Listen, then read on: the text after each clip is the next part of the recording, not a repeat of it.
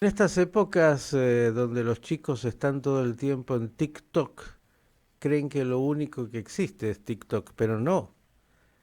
También hay tics y tocs. Claro, que no es lo mismo y que hay que comprender.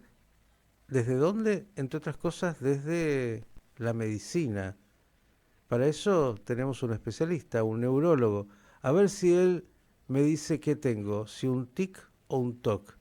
Doctor Alfredo Firstenfeld, ¿cómo le va? Buen día. Hola, buenos días, ¿cómo están? Muy bien. ¿En qué estoy? ¿En los tics? Porque tocs me dijeron que tengo muchos.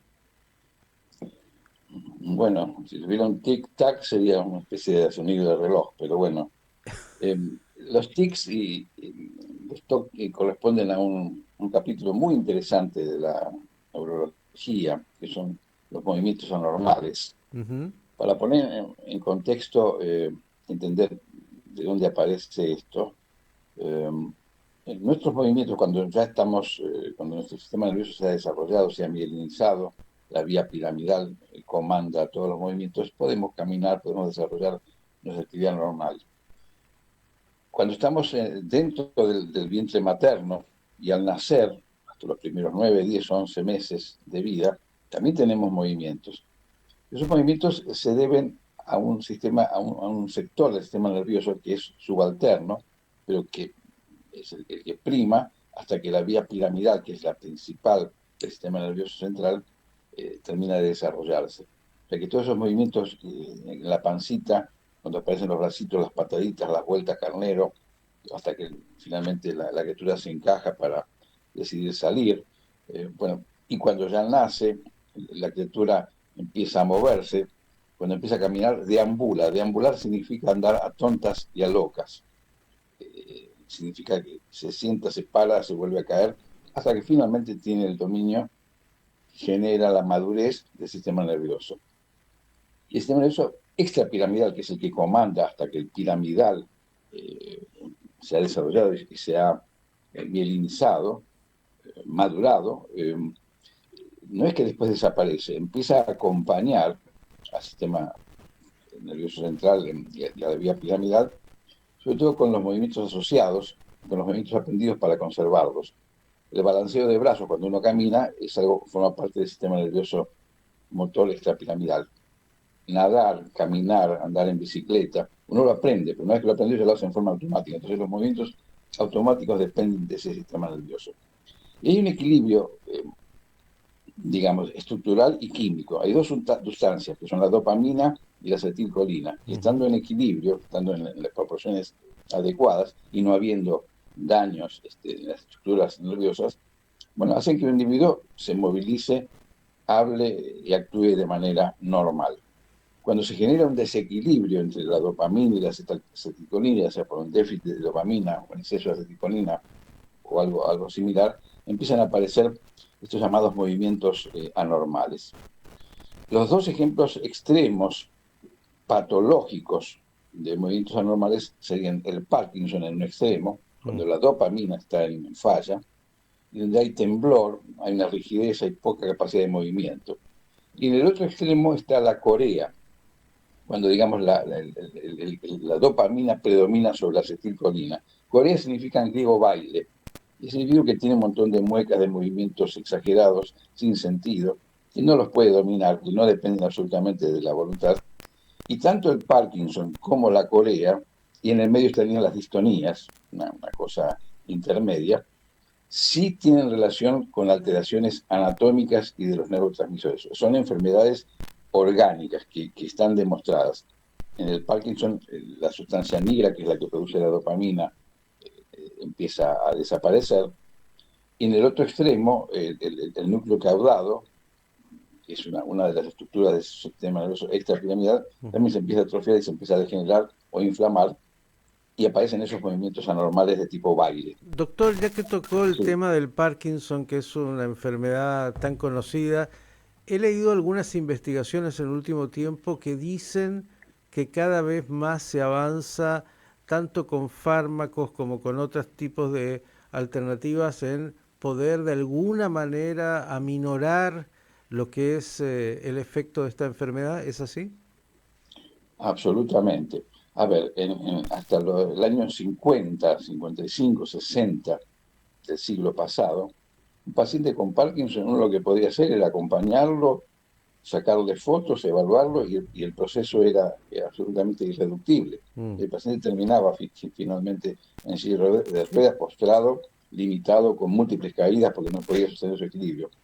A partir de la aparición, digamos, de entenderse bien en qué consistía el problema, que era la falta de dopamina y de haber elaborado una sustancia, un fármaco que se llama levodopa, L-dopa, Ujú. que incluido, que absorbí, que el tomado se absorbe y entra en el sistema nervioso y se transforma en dopamina, el cambio del paciente parkinsoniano fue fundamental.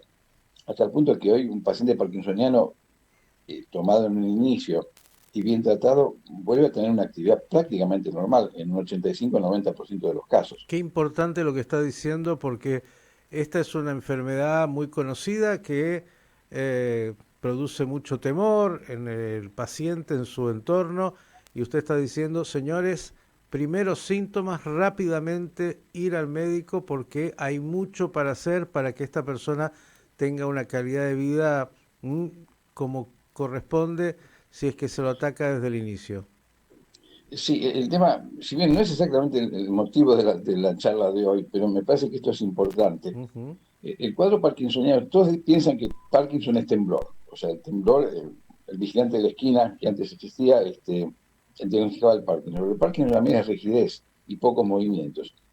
Y muchos mayores se caen, se fracturan, les hacen un fantástico reemplazo de cadera, de rodilla, de lo que fuere, eh, y el paciente no termina de recuperarse. ¿Por qué? Porque tiene esa rueda dental, tiene esa rigidez extrapiramidal. En realidad se cayó, no porque tropezó, se cayó porque tiene un Parkinson que no fue diagnosticado. O sea que es una enfermedad que se piensa, y estoy hablando de colegas, que piensan solamente el Parkinson es temblor, el Parkinson es rigidez. Acá nos trajo a otro tema importante, porque uno desprende al otro y es lo que hay que hacer.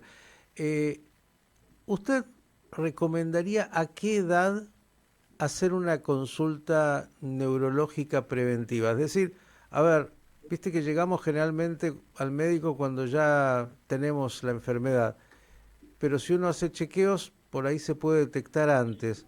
Eh, ¿Valdría la pena para todos hacer una consulta neurológica para poder chequear cómo estamos en nuestros funcionamientos? Eso que usted entiende, que dónde están los nervios que hacen que todo funcione como funciona, las neuronas. A ver, por mis intereses económicos yo tendría que decir cada 6 semanas una consulta con un neurólogo, pero no, ¿Cada no es cuánto? tanto.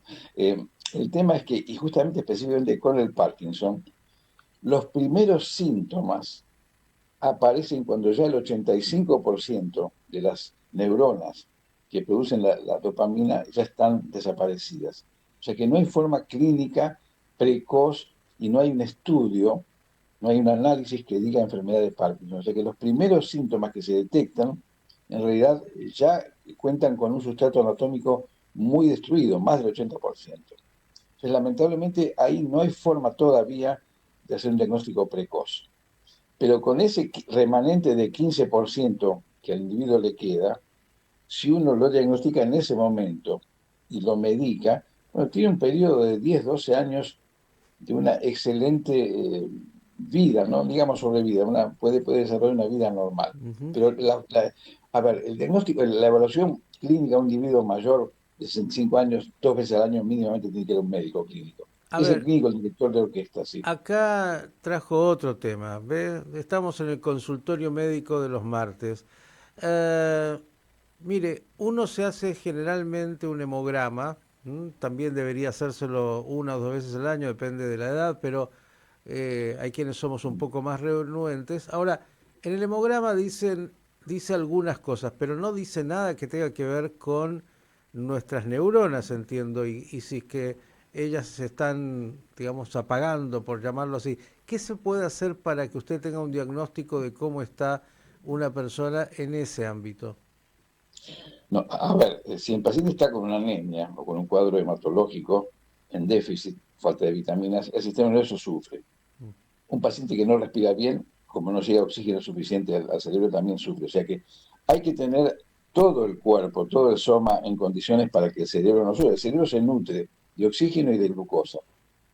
Entonces, donde haya fallas en la llegada de suficiente oxígeno y glucosa y vitaminas, complejo B, etcétera, etcétera, el cerebro va a sufrir. Pero esto no quiere decir que tenga síntomas neurológicos en ese momento. O sea, que una vida con una dieta correcta, con controles periódicos, que el riñón funcione bien, que el hígado esté bien, o sea, no automedicarse, hacer actividades. Bueno, lo que recomendamos siempre, o sea, vida sana, incorpore sano, eso es Hoy así. ve. Y el sistema nervioso sufre cuando estas cosas no se cumplen, sufre con las drogas. Ujú. Hoy realmente es una plaga el tema de las drogas. Realmente hoy, yo me acuerdo salía del colegio, tenía en la esquina el heladero que vendía helados. Ahora en la esquina está el dealer que vende drogas y hay un agente de policía que lo está cuidando al dealer. Esto es una realidad, no solamente en Argentina, en todo el mundo. Mm. Hoy los chicos tienen acceso a las drogas de una manera impresionante y hay que poner un límite y son los padres y los maestros, todos los que rodean al adolescente. El adolescente no puede estar inactivo, tiene que estar estudiando y haciendo actividad deportiva. Hay cosas que de alguna manera afectan y yo lo llevé por otro lado. Quiero en los 2 minutitos que nos diga entonces de los TOCs y los TICs. Bueno, a ver, el TIC es un movimiento irrefrenable, es una ideación que tiene el individuo de hacer un movimiento o de emitir un sonido, o ambas cosas, que sabe que no sirven para nada, que son inútiles, pero que no se puede contener, Mm. y lo hace. Bueno, de repente en los infantes, en los adolescentes, es frecuente, y de repente no, y son benignos. O sea, así como dije que el Parkinson y la corea sí responden a daño neurológico, los tics no tienen una base neuroanatómica ni tampoco de neurotransmisores alteradas. Eh, Uno podría decir que es algo funcional. Es algo benigno, benigno quiere decir que no mata. De todas maneras, es muy molesto y en algunos casos se transforma en una situación difícil de manejar. Y esto sí tiene que ver con el estado de ánimo, con los problemas, el estrés, para variar, también influye en esto. Y de alguna manera hay que monitorear a los jóvenes, a los chicos que empiezan a tener este tipo de movimientos o de sonidos tipo guturales, Ujú. como para ver qué te pasa, porque esto es una expresión de que algo le está pasando, algún lío personal en la familia, en el colegio, algo está pasando y se manifiesta de esa manera. Pero son situaciones benignas, pero no de fáciles de controlar. Y ameritan mucha atención, psicoterapia, hay medicación complejo B, la vitamina B6 es una sustancia muy útil en estos casos. Y vuelvo a repetir, es benigno porque no mata, pero socialmente un chico con muchos problemas y muy ticoso no la pasa bien. Ahora, hay un ejemplo de un individuo ticoso súper exitoso, me salió en versito, Rafael Nadal. O sea, Mm. a Rafael Nadal le han contado en un partido en Roland Garros 459 tics. Tocarse la oreja izquierda, la derecha, la nariz, la cola, poner las botellitas exactamente en la misma línea. Fuera de la cancha de tenis, es un individuo absolutamente normal.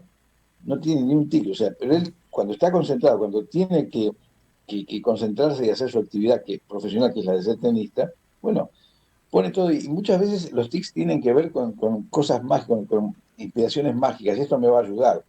Son cábalas. Uno ve un partido de fútbol y, bueno, pone la silla en el mismo lugar, se sienta en el mismo asiento, se toca 3 veces la cabeza. O sea, son situaciones que van a ayudar, entre comillas, a que su equipo triunfe. Yo voy a cerrar esto diciendo dos cosas. Sí, Uno, los obsesivos. Dos, de Mechigue todos tenemos algo, algunos un poco más, algunos un poco menos, pero para eso hay que tener un buen médico de cabecera, primero un clínico y luego también si se requiere algún neurólogo para que nos ayude. Doctor, entre mis tics y mis tocs, por esta semana estoy más o menos tranquilo, siempre el sentido común, que es el que menos usamos y que usted siempre menciona, hacer lo que corresponde para nutrirnos bien, para cuidarnos bien y de esa manera mantener la salud que es lo que siempre uno quiere y que desgraciadamente abandona en el camino.